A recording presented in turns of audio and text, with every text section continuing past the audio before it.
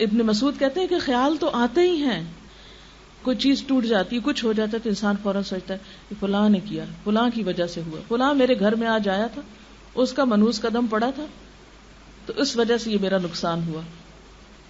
تو یہ صرف وہم ہے، توہم ہے، سپرسٹیشنز میں سے ہے. اس کا علاج کیا؟ اللہ پہ بھروسہ اور توکل.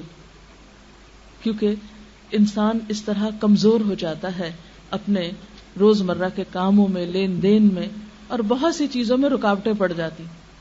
بہت سے کام اگر انسان ہر روز کسی ایک سبب سے ایک کام روک دے، آج یہ نہیں کرنا کیونکہ آج فلاں بول پڑا، آج یہ نہیں کرنا کیونکہ فلاں گر پڑا، اور تو انسان پھر کام کرے گا کب؟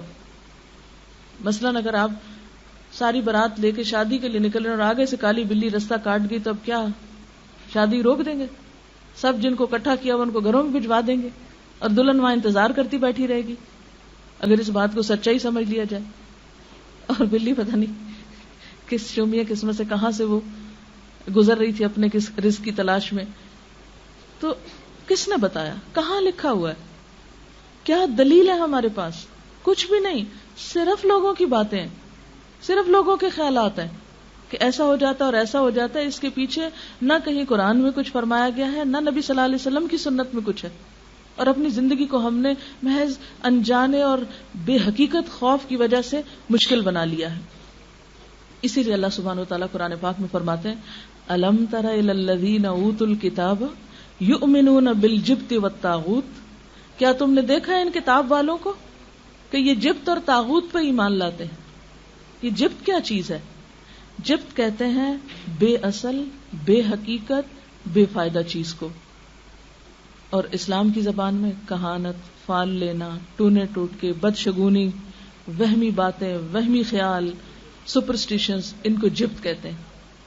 تو اللہ تعالیٰ فرماتے ہیں تم نے دیکھا یہ پیپل آف دا بک، یہ پڑھے لکھے لوگ، یہ کتاب والے جن کے پاس اللہ کی کتاب شریعت موجود ہے، ان کا حال دیکھو کہ یہ جبت پر ایمان لائے ہوئے ہیں، بے حقیقت باتوں کو مانتے ہیں، ان کی عقل کہاں گئی ہے.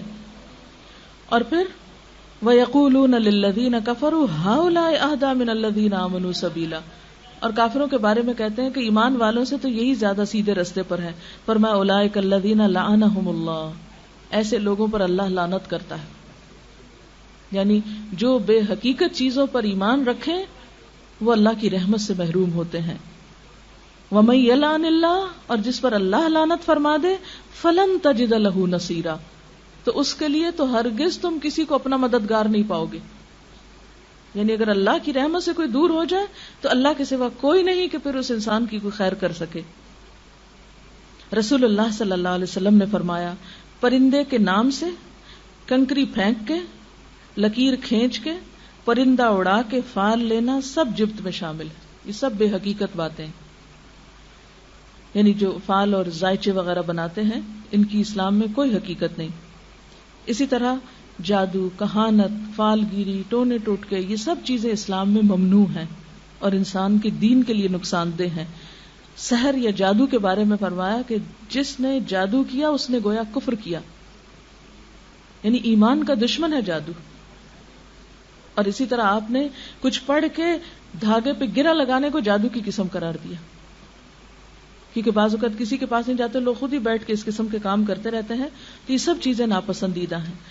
حضرت ابو ہریرہ رضی اللہ تعالی عنہ سے روایت ہے، صحیح بخاری کی یہ روایت ہے، رسول اللہ صلی اللہ علیہ وسلم نے فرمایا مرض کا لگ جانا، یعنی یہ وہم کرنا کہ مجھے فلاں سے لگی ہے، الو سے بدشگونی لینا، بیڈ اومن، اور سفر کے مہینے کو منحوس سمجھنا، یہ سب باتیں بے حقیقت ہیں، ان کی کوئی حقیقت نہیں. حضرت جابر بیان کرتے ہیں کہ میں نے خود رسول اللہ صلی اللہ علیہ وسلم سے سنا کہ مرض لگ جانا یعنی کسی سے اچھوت کا یہ سمجھنا کہ اسی سے لگا ہے، سفر کے مہینے کو منحوس سمجھنا، اور بھوت پریت پر یقین کرنا، یہ سب خیالات ہیں، ان کی کوئی حقیقت نہیں. یعنی پریاں اور بھوت نام کی کوئی چیز نہیں. جن ہیں، جن کا ذکر قرآن میں آتا ہے، لیکن جنوں کے علاوہ پریوں کا تصور اور بھوتوں کا تصور، ان کی کوئی بھی حقیقت نہیں. حضرت بریدہ سے روایت ہے آپ صلی اللہ علیہ وسلم بدشگونی نہیں لیتے تھے، کسی بھی چیز سے برا شگون نہیں لیتے تھے کہ یہ دن میرے لیے برا ہے، یا یہ تاریخ بری ہے، یا یہ انسان برا ہے، یا یہ کوئی خاص کھانا یا کوئی جانور، کوئی بھی چیز، آپ صلی اللہ علیہ وسلم کسی بھی چیز سے برا شگون نہیں لیا کرتے تھے. ایک اور حدیث میں آتا ہے آپ صلی اللہ علیہ وسلم کے پاس فال گیری کا ذکر کیا گیا کہ لوگ اس طرح فال لیتے ہیں. آپ نے فرمایا ان میں سے سب سے اچھی چیز تو نیک فال ہے. یعنی اگر آپ کسی کو بابرکت سمجھے، کسی مہینے کو یا دن کو یا کسی انسان کو یا کسی مجلس کو، وہ تو ٹھیک ہے، لیکن اس کے برعکس منحوس سمجھنے لگے کسی کو تو یہ درست نہیں. اور بدفعلی کسی مسلمان کو کام سے نہ روکے. خاص طور پہ آپ نے فرمایا بدفعلی کسی کو کام سے نہ روکے، کام سے نہیں رکنا. جو ارادہ کر لیا، اذا عزمت فتوکل علی اللہ، جب کسی کام کا ارادہ کر لو تو پھر اللہ پہ بھروسہ کرو اور وہم و توہمات سے نکل آؤ.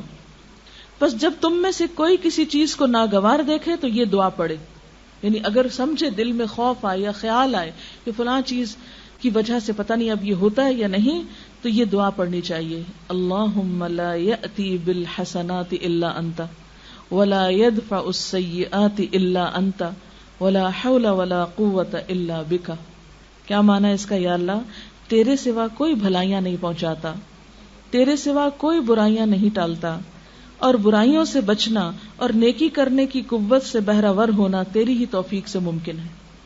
یعنی اور کوئی نہیں کہ جو ہمیں بھلائی یا برائی سے دوچار کر سکے.